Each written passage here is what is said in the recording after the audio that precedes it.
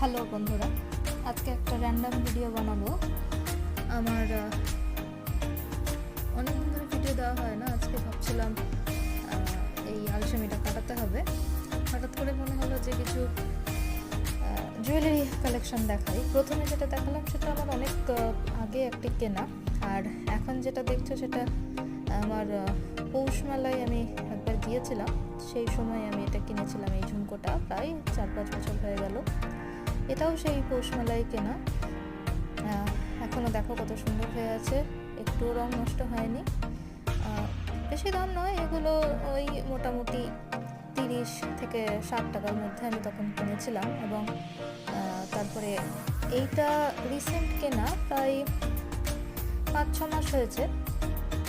এটাও আমার একটা খুব প্রিয় কানের দুল বলা যেতে পারে।